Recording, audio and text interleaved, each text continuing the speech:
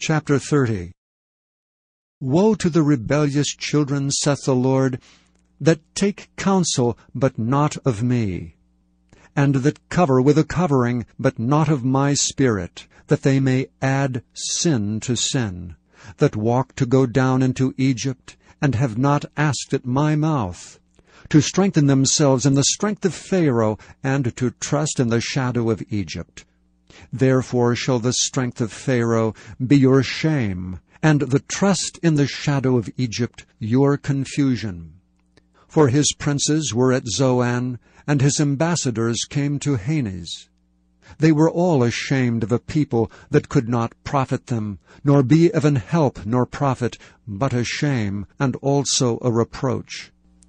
The burden of the beasts of the south, from whence come the young and old lion, the viper and fiery flying serpent, they will carry their riches upon the shoulders of young asses, and their treasures upon the bunches of camels, to a people that shall not profit them.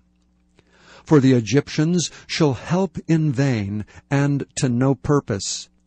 Therefore have I cried concerning this, their strength is to sit still.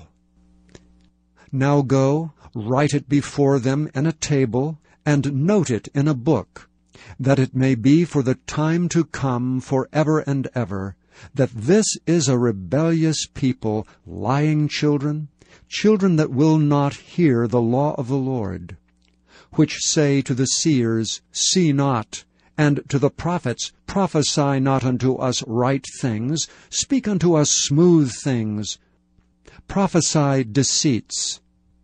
Get you out of the way, turn aside out of the path, cause the Holy One of Israel to cease from before us. Wherefore thus saith the Holy One of Israel, Because ye despise this word, and trust in oppression and perverseness, and stay thereon, therefore this iniquity shall be to you as a breach ready to fall, swelling out in a high wall, whose breaking cometh suddenly at an instant. And he shall break it as the breaking of the potter's vessel that is broken in pieces. He shall not spare, so that there shall not be found in the bursting of it assured to take fire from the hearth, or to take water withal out of the pit. For thus saith the Lord God, the Holy One of Israel, In returning and rest shall ye be saved. In quietness and in confidence shall be your strength. And ye would not. But ye said, No, we will flee upon horses, therefore shall ye flee, and we will ride upon the swift, therefore shall they that pursue you be swift. 1,000 shall flee at the rebuke of one. At the rebuke of 5 shall ye flee, till ye be left as a beacon upon the top of a mountain, and as an ensign on an hill. And therefore will the Lord wait, that he may be gracious unto you, and therefore will he be exalted, that he may have mercy upon you. For the Lord is a God of judgment. Blessed are all they that wait for him. For the people shall dwell in Zion at Jerusalem.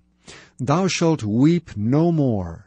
He will be very gracious unto thee at the voice of thy cry. When he shall hear it, he will answer thee. And though the Lord give you the bread of adversity and the water of affliction, yet shall not thy teachers be removed into a corner any more, but thine eyes shall see thy teachers. And thine ears shall hear a word behind thee, saying, This is the way, walk ye in it. When ye turn to the right hand, and when ye turn to the left. Ye shall defile also the covering of thy graven images of silver, and the ornament of thy molten images of gold. Thou shalt cast them away as a minstrel's cloth. Thou shalt say unto it, Get thee hence. Then shall he give the rain of thy seed, that thou shalt sow the ground withal, and bread of the increase of the earth, and it shall be fat and plenteous.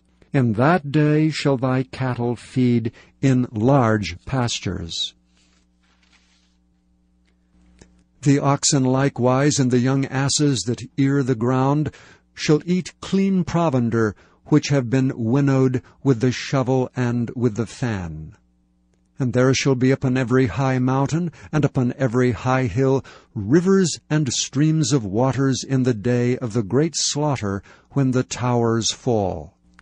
Moreover, the light of the moon shall be as the light of the sun, and the light of the sun shall be sevenfold as the light of 7 days, in the day that the Lord bindeth up the breach of his people, and healeth the stroke of their wound. Behold, the name of the Lord cometh from far, burning with his anger, and the burden thereof is heavy.